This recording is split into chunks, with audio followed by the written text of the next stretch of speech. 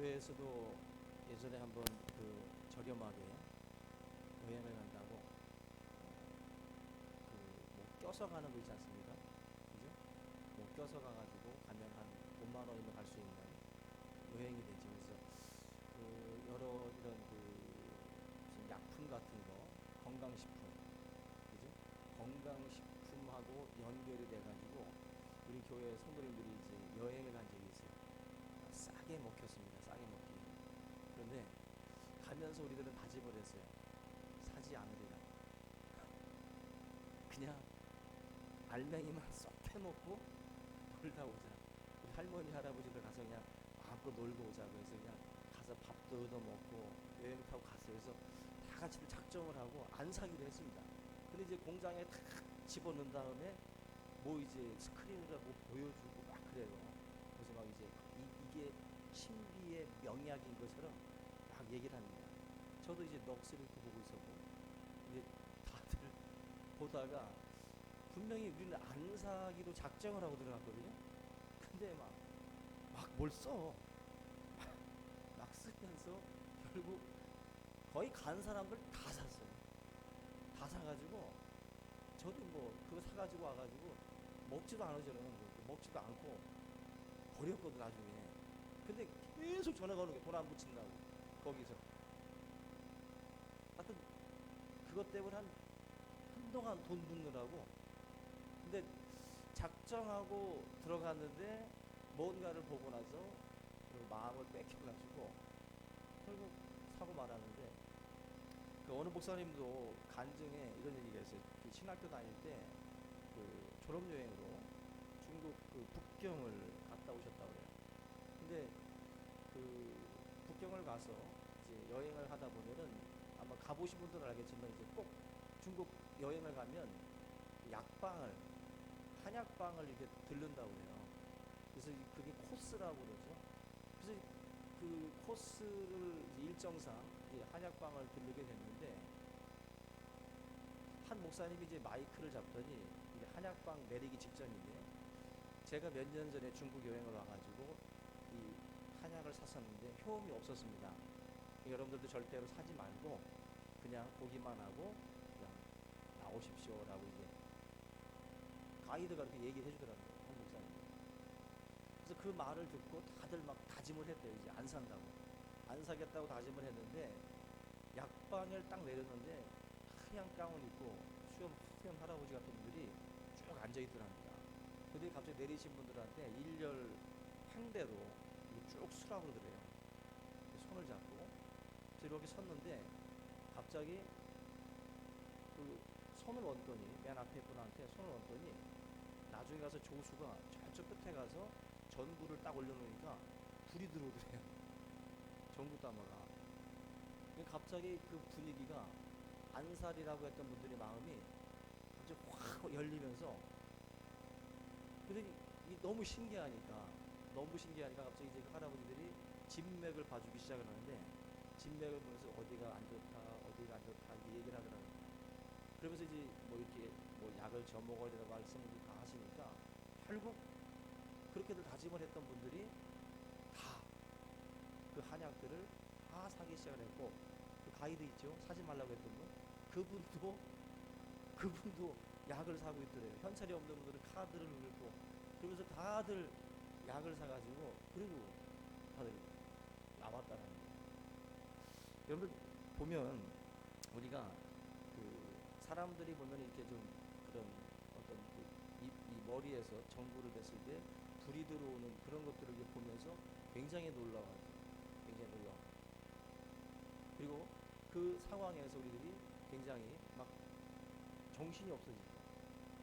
지금 오늘 이 본문 말씀, 이 내용 자체가 무슨 사건 이후에 일어난 사건인지를 여러분들이 아셔야 돼요. 다시 한번 본문을 보시면 마태복음 14장 22절 전에 내용이 5천 명을 먹인 오병이어 사건이 있었어요. 그러니까 오병이어 사건이 있고 난 뒤에 곧바로 일어난 상황이에요. 22절 말씀이.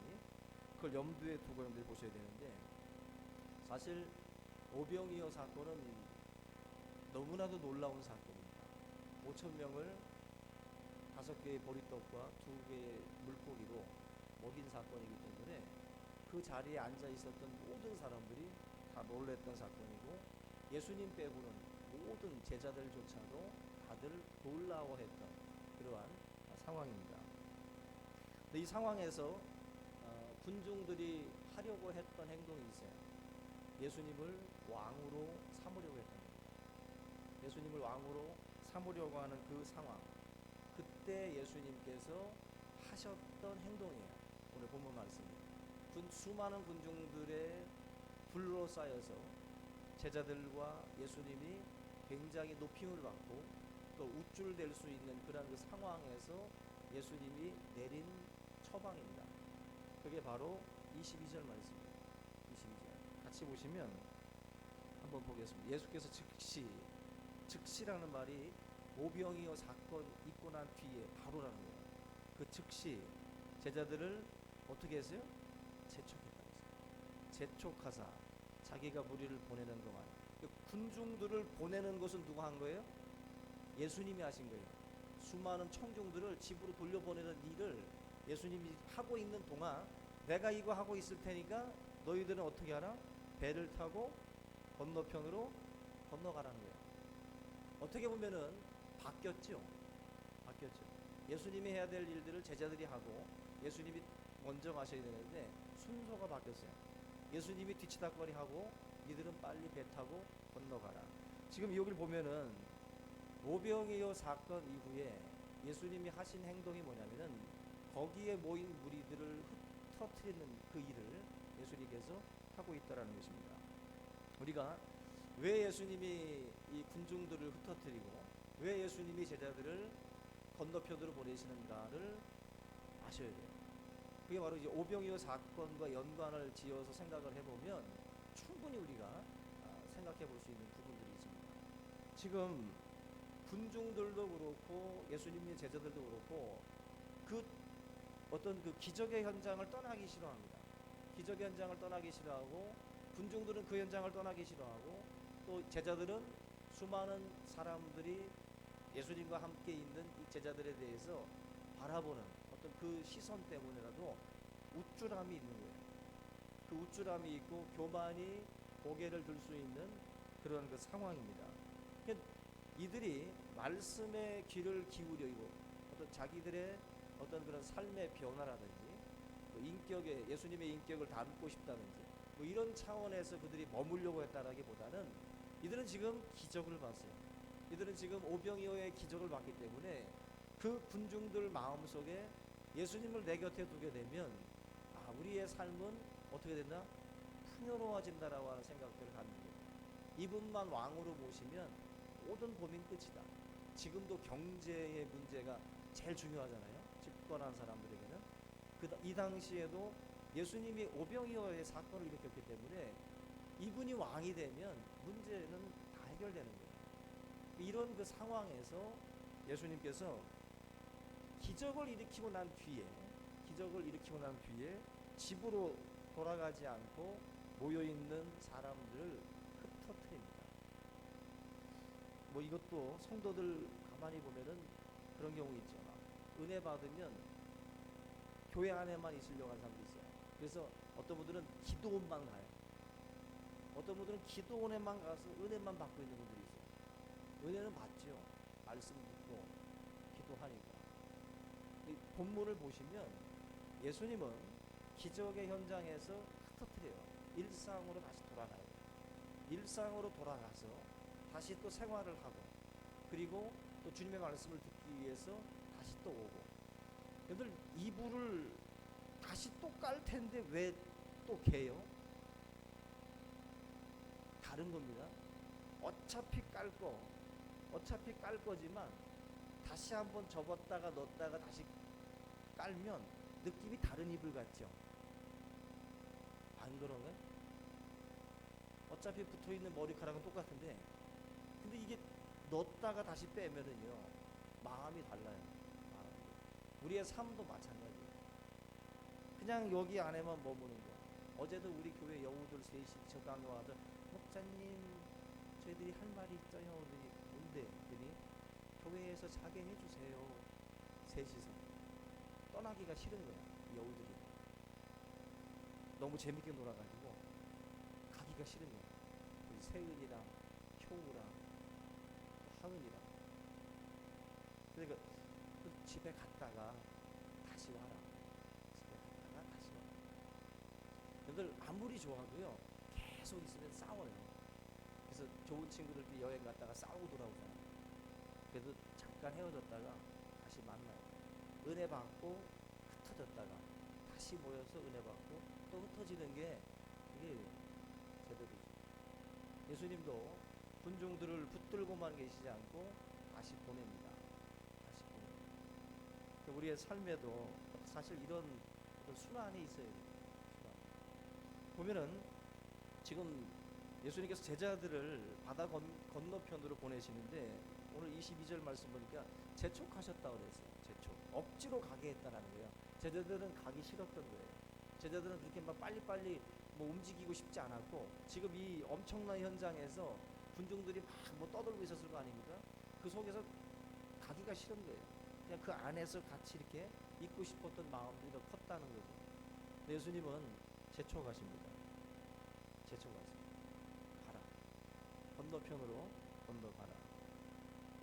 결국 예수님께서 현장을 떠나도록 제자들에게 자꾸 이렇게 뭔가 주님은 파장 분위기를 자꾸 연출하십니다. 끝났다. 막 의자 막 엎으시고 막 이제 막 가라는 거죠. 주님이 지금 파장 분위기를 자꾸 연출하시는 이유가 바로 이들 안에 있는 어떤 지금 뭔가 싹트고 있는 거 이들 마음속에 뭔가 우쭐함과 뭔가 이런 좀 허망한 생각들이 지금 이들에게 자꾸 찾아올까봐 주님께서 이들을 재촉을 하십니다. 재촉을 하세요. 선거 운동할 때도 보면은 후보자들 같은 경우는 뭐 겸손할지 몰라도 뒤에서 선거 운동하는 사람들이 보면은 막 난리도 아니죠, 막 그죠? 자기가 뭐 대단한 사람이 된 것처럼 군중들이 좀 환호하고 지지가 많아지면 그 옆에 있는 사람들이 착각을 합니다. 오히려 그 측근들이 문제가 많잖아요. 측근들이 주변에서. 예수님도 지금 이 엄청난 현장에서 일어나고 있는 이 일들이 제자들에게 지금은 가만히 볼 때 유익하지 않은 거예요. 뭔가 붕붕 뜰 수 있는 거죠. 여러분들의 삶도 뭔가 여러분들을 붕 띄우는 상황들이 있습니다. 주변에서 자꾸 여러분들을 뭔가 이렇게 띄울 수 있어요. 교회 안에서도 여러분들의 사역이나 여러분들의 일들에 대해서 남들이 이렇게 뭔가 붕붕 띄워줄 때가 있어요. 그때 조심하셔야 됩니다. 남들은 띄워주더라도 여러분들은 조심하셔야 돼요. 띄워주는 것까지 막지는 못하지 우리가. 근데 그때 예수님께서 보여주시는 이 행동들을 여러분들 지침으로 삼으세요. 지침. 항상 그런 일들이 온다는 걸 아셔야 돼요. 항상. 여기 보면 예수님 자신은 이 제자들을 이제 다 흩어뜨려서 집으로 보내고 그 다음에 건너편으로 보내신 다음에 예수님은 어디로 가십니까? 어디로 가시지? 23절에 무리를 보내신 후에 기도하러 따로 산에 올라가셨다라고 했어요. 지금 예수님은 혼자 가셨어요. 제자들을 먼저 보낸 다음에 주님은 혼자서 기도하러 가셨다. 환호 소리가 들리고 함성 소리가 들리고 있는데 그때 예수님은 그 자리를 오히려 피해요. 피해서 기도하러 산으로 갑니다. 뭐 2차, 3차 가서 우리 맥주 마시면 또 한번 이 얘기 나눠보자가 아니라 예수님은 따로 피해서 다른 곳으로 가버리십니다. 이게 굉장히 중요한 겁니다. 우리가 우리의 삶 가운데에서 주님이 보여주시고 있는 이 부분, 사람들은 군중의 어떤 그 소리, 함성, 환호 여기에 사실 약해요. 우리들은 아무도 예외가 없어요. 모두가 다 이 소리 들으면 뭔가 갑자기 그분이 오십니다. 아주 뭔가 이렇게 서서히 교만해지는 거예요. 사람은 서서히. 모든 것들이 사람들이 언제 무너집니까? 고난의 순간에는 오히려 덜 무너져요. 우리 특별히 크리스찬들은 고난의 순간에 더 이 악물고 기도합니다.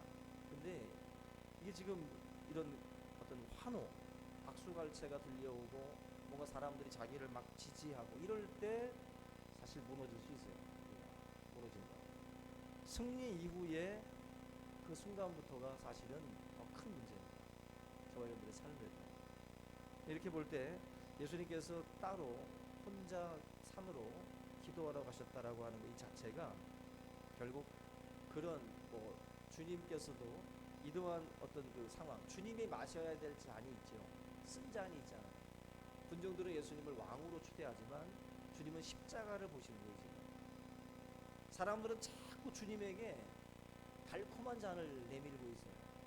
근데 예수님이 지어야 될 십자가, 그 쓴 잔, 그것을 계속 보시기 위해서라도 기도하러 가시는 거예요. 우리가 하나님의 사역을 할 때에도 계속해서 십자가를 바라봐야 됩니다. 기도하러 산으로 올라가듯이 저와 여러분들이 주님이 나에게 마시라고 그 명하신, 내가 인자가 온 것은 자기를 대속물로 주기 위해서 오셨다 그랬어요. 분명한 목적을 알고 오신 분인데 군중들이 지금 자꾸 달콤한 잔을 제시하고 있어요. 이때 주님은 따로 산으로 올라가셨다. 근데 여러분들, 우리는 산에 언제 올라가죠? 언제 올라가요? 우리 여러분들이 기도하러 올라갈 때는 이런 어떤 주님의 모습이 아니잖아요. 뭔가 성취하려고, 뭔가를 얻어내기 위해서 우리가 산에 올라가서 기도합니다. 뭐 달라고. 사실 우리는 그런 것을 요구하기 위해서 하나님 앞에 산으로 기도하러들 많이들 올라가죠.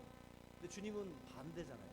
주님은 얻은 것을 지금 수많은 환호와 즉 갈채와 지지를 지금 얻고 있는데 이걸 떨쳐내려고 산으로 가시는 거예요. 오히려 반대예요. 우리랑 주님은 나에게 어떤 유명세, 나에게 성공을 달라고, 나에게 뭘 달라고 자꾸 우리는 요구하고 있는데 주님은 도리어 산을 찾아가는 이유가 떨어내기 위해서, 내 삶에 붙는 이런 군더더기들을 자꾸 떨어내기 위해서 주님은 오히려 올라간다는 거예요. 우리는 우리의 가치를 높이고 싶어 합니다. 그죠?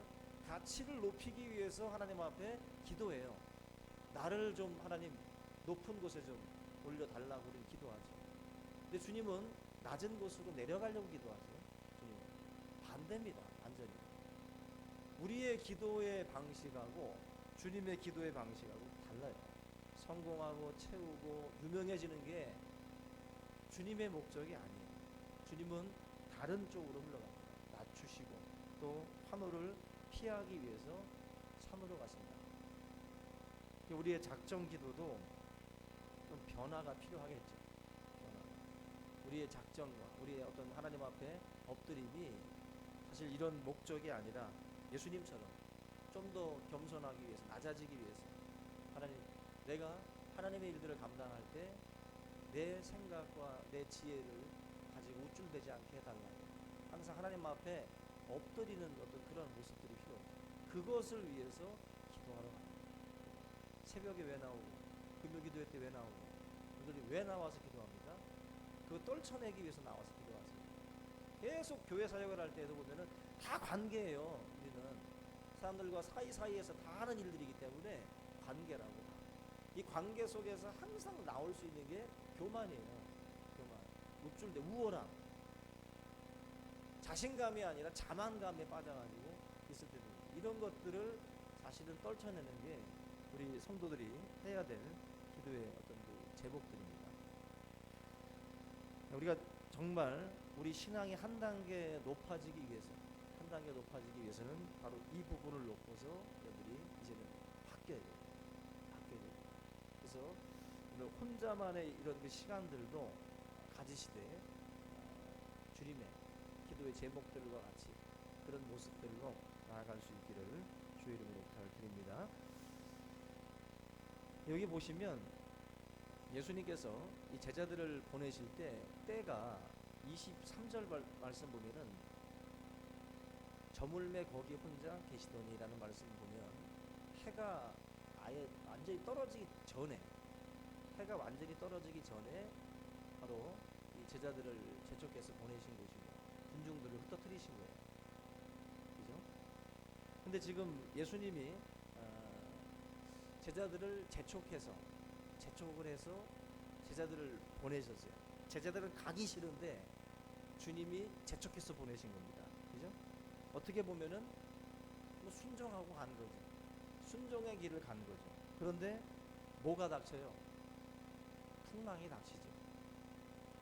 내가 가고 싶어 간 길 아니고 주님이 가라고 해서 갔어요. 재촉해서 갔습니다. 그런데도 풍랑이 왔습니다. 말씀에 순종하며 사는데도 풍랑이 왔습니다. 참 이게 우리 신앙인들이 살면서 느끼는 현실이거든요. 풍랑을 만나는 성도님들을 들여다보면 말씀대로 안 살아서가 아니에요. 말씀대로 살고 계십니다.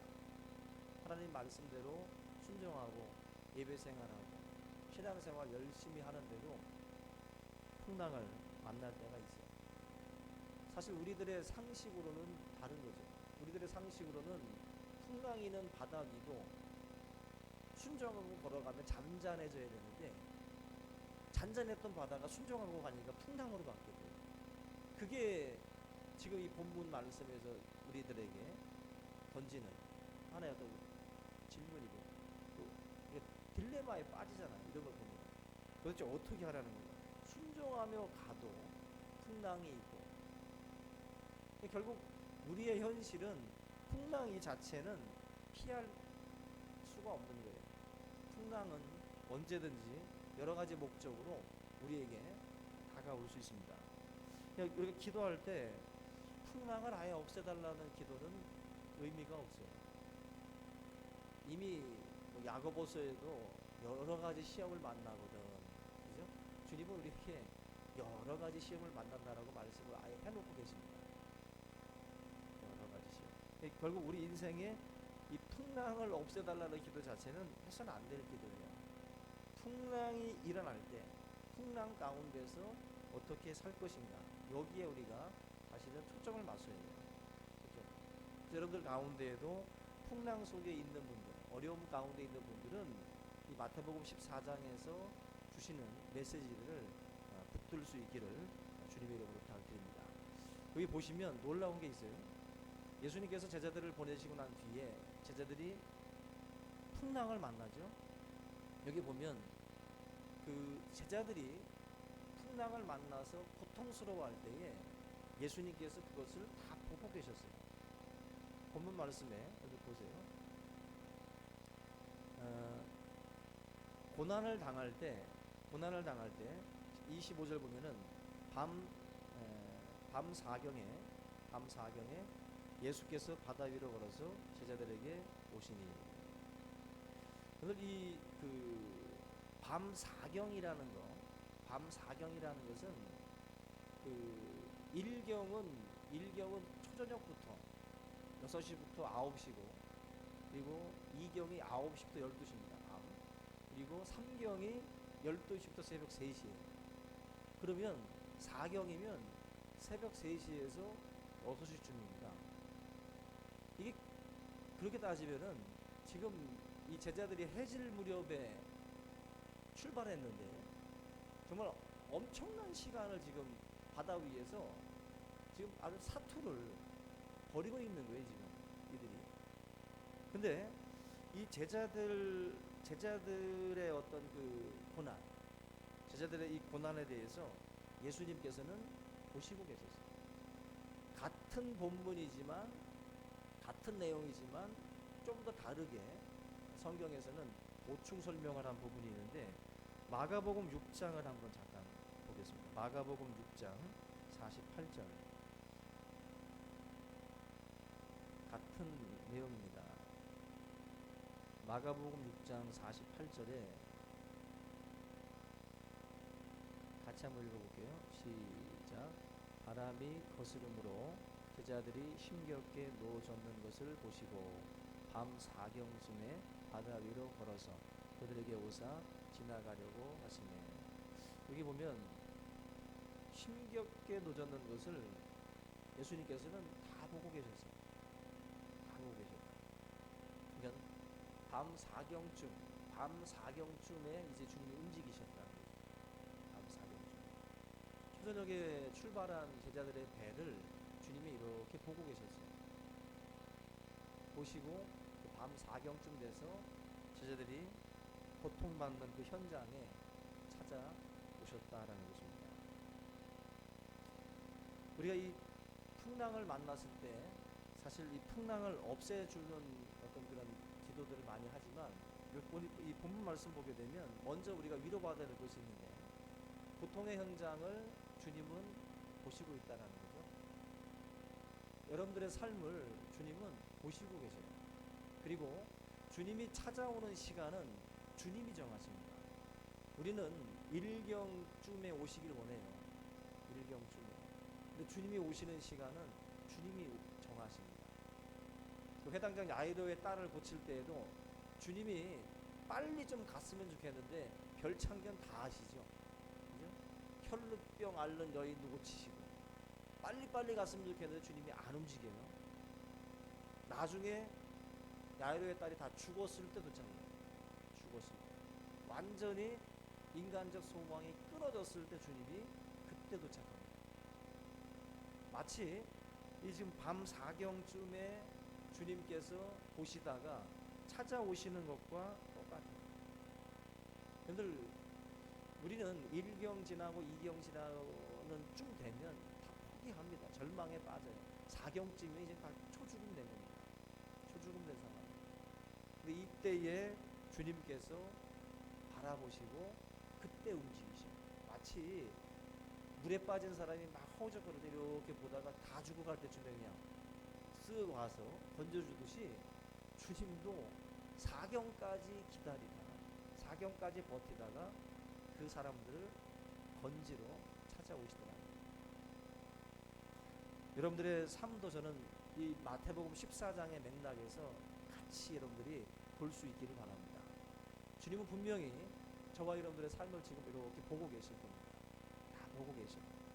그리고 내가 모든 것들을 다 내려놓았을 때 내가 무언가를 해서 육지로 배를 옮길 수 있다라고 생각할 때는 주님이 안 오시는 거예요.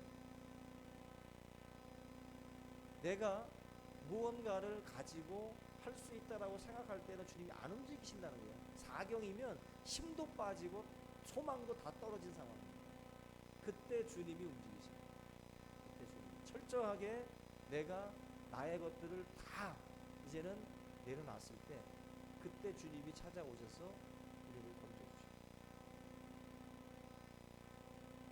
저와 여러분들의 삶에 하나님께서 이 본문을 통해서 말씀하는 것은 사람들은 다 끝났다라고 하는 그 시간이 하나님이 움직이시는 시간이라는 거예요.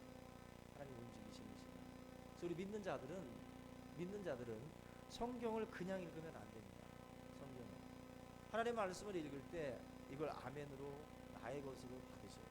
그래서 하나님이 나의 삶을 건져주시기 위해서 이제 오셨구나. 내 삶의 주님은 반드시 내가 모든 것들을 내려놓을 때 그때 이제 주님이 오십니다. 그 믿음 가지고 여러분들 철저하게 주님만 의지해요. 배를 믿는 사람은 건짐받지 못합니다. 배를 의지하는 사람. 베드로 같은 경우는 배를 버리고 뛰어내리죠. 근데 풍랑에 빠져도 죽고 배 위에 있어도 죽는 상황이에요. 이 상황에서 주님의 말씀을 듣고 베드로는 배를 버리고 주님의 말씀을 의지하고 걸어갑니다. 죽어도 배 위에서 죽겠다라고 아주 고집세게 배만 붙들고 있는 사람은 죽습니다. 근데 침몰하는 그 배에서 주님 말씀 믿고 배를 버릴 줄 알면 그 사람은 살아요. 그런데 아주 죽어도 나는 이 배만은 못 버린다고 붙드는 사람은 같이 침몰하는 거예요. 베드로는 이 배를 주님 따라갈 때도 과감하게 버렸었어요. 근데 제자가 되고 난 이후에도 이 상황에서 과감하게 배 위에서 뛰어내립니다. 그게 베드로의 다른 점이에요. 보면은요, 믿는다라고 하는데도 끝까지 배 갑판 붙들고 죽는 사람도 있어요. 믿는다고 하면서. 주님은 저와 여러분들 그 배 갑판에서 뛰어내리는 것까지 보기를 원하시는데 끝까지 자기가 믿었던 그 배를 붙들어요. 배를. 소망은 없어요, 그 사람들. 기적은 여러분들의 계산에서 오는 게 아니에요. 기적은 하나님이 상상할 수 없는 방향에서 오게 하시는 거지 내 통밥 안에 있는 거기서 오는 게 아닙니다. 여러분 반드시 하나님 앞에 기도하면 산다라고 믿으셔야 돼요. 기도하면 산다.